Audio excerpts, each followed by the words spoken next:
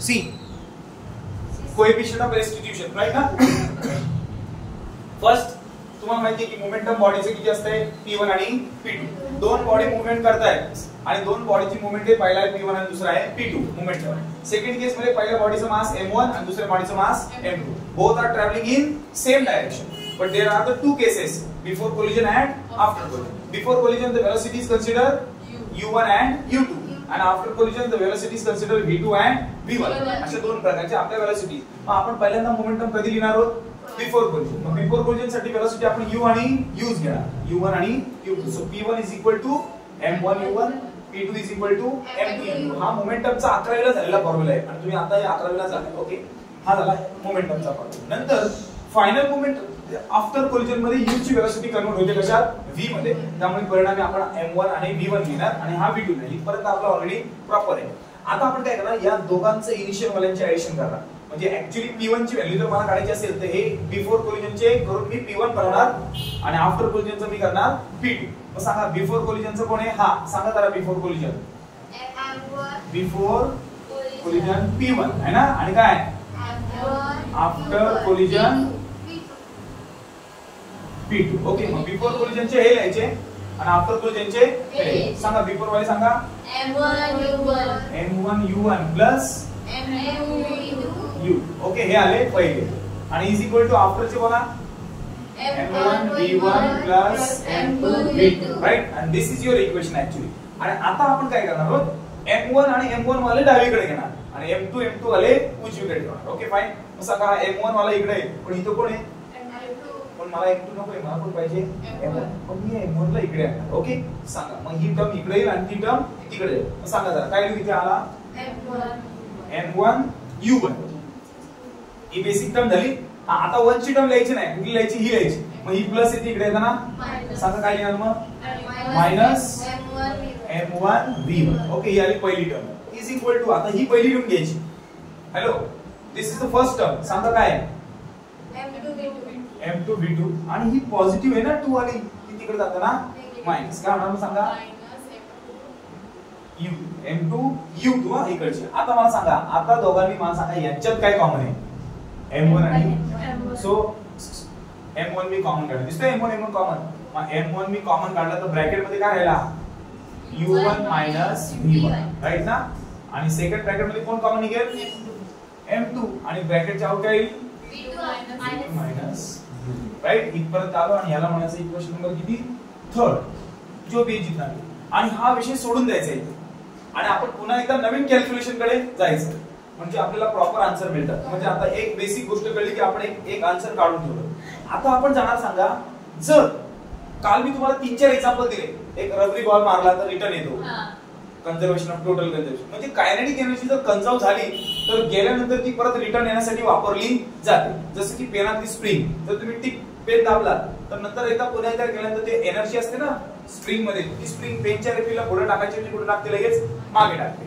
इसका मतलब तुम्ही कुठल्याही प्रकारची स्टोर्ड एनर्जी असेल तर ती स्टोर्ड एनर्जी म्हणजे कुठली एनर्जी, पोटेन्शियल असते आणि ती रिलीज होताना ती कशात कन्वर्ट होते, कायनेटिक मध्ये कन्वर्ट होते. मग आता जर मोमेंटम होतंय तर मोमेंटम मध्ये बॉडी मूवमेंट करते, म्हणजे तिच्यामध्ये कुठली एनर्जी आले, कायनेटिक. जर मोमेंटम कंझर्व होतंय तर कायनेटिक एनर्जी पण काय होणार, कंझर्व होणार. मग सांगा जरा या दोघांचा कायनेटिक एनर्जीचा formula, kinetic energy is also काय, कंझर्व.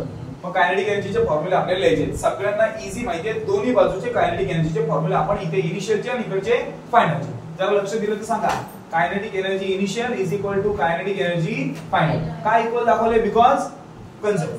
फॉर्म्युला माहिती असेल तर पटकन बोला. कायनेटिक एनर्जीचा फॉर्म्युला 1/2 v बोलत नाही आपण, काय बोलतो, u स्क्वेअर 1/1, बरोबर आहे.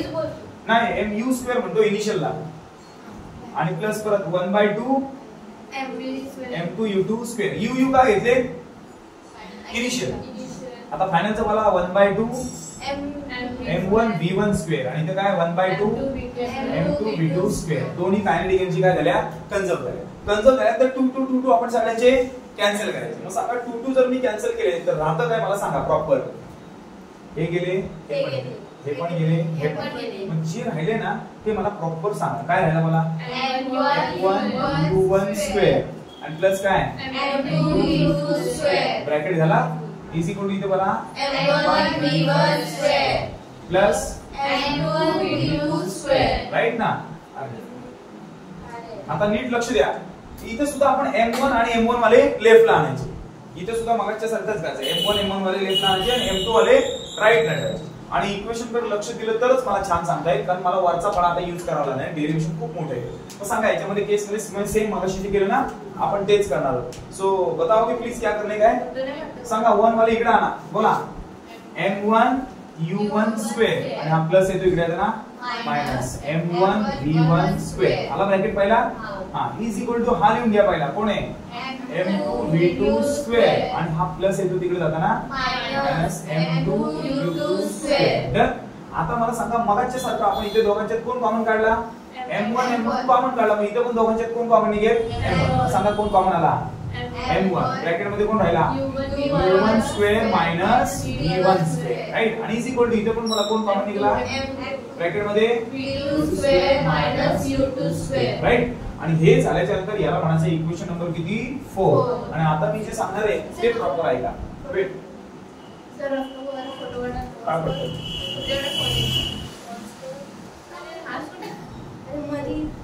ते आपली व्हिडिओ चालू आहे, बोल ना.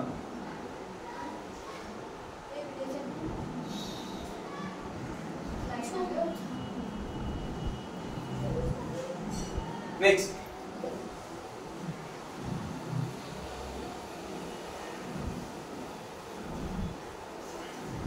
सी.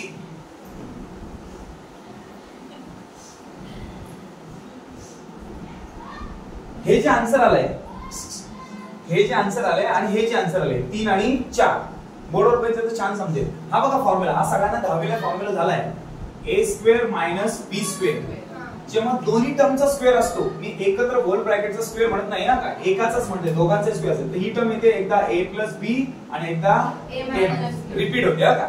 जर आतमध्ये असलेल्या नंबरला दोघांनाही स्क्वेअर असेल आणि ती निगेटिव्ह टर्म असेल ना, निगेटिव्ह असेल तरच एक प्लस आणि एक मायनस. मग आता सांगा ही निगेटिव्ह आहे म्हणजे हिचा एकदा प्लस मायनस होईल आणि हिचा पण एकदा प्लस मायनस होईल. मग मी याच्या पुढची स्टेप लिहितो इथे का. सांगा जरा पहिला काही लिहिणार मी बाहेर m1 दिसतोय ना, आणि ही टर्म मी किती वेळा लिहिणार 2 वेळा. सांगा काय टर्म आहे u1 मायनस v1, एकदा प्लस मध्ये आणि एकदा मायनस. येस कळतंय ना.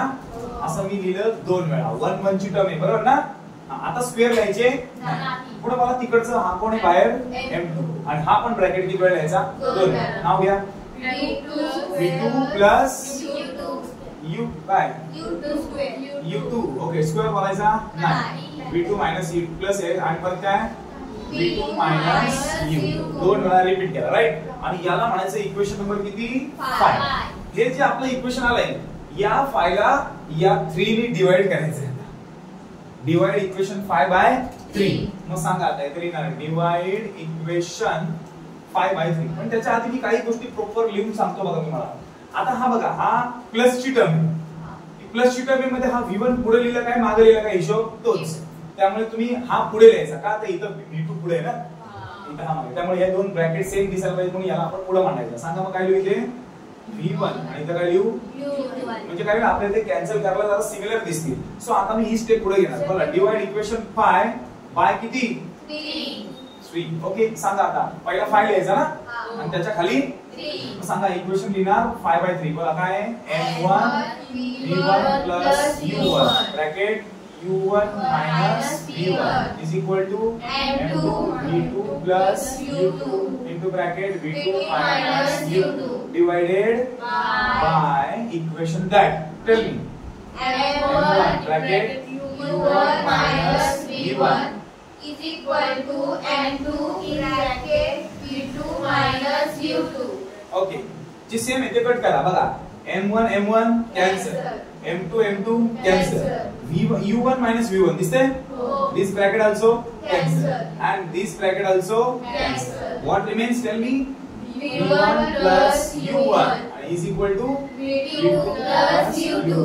Okay. आणि हा जो ब्रॅकेट आहे किंवा हा ब्रॅकेट आहे तो कुठलाही कुठे लिहिला तरी चालेल. मग हा ब्रॅकेट आहे तो प्लस चा इकडे तर काय होईल पण तसं नाही करायचं. हा मल्टिप्लायचा कुठे इकडे डिवाइड आणि तो कोण नसतो म्हणजे कोण असतो 1. म्हणजे मी हा ब्रॅकेट मल्टिप्लायचा डिवाइड आणला तर v1 plus u1 आपण काय v2 plus u2 is equal to किती आणि डेरिव्हेशनच्या सुरुवातीला 1 इज इक्वल टू इथे लिहिलं होतं बघा, आठवतंय काय?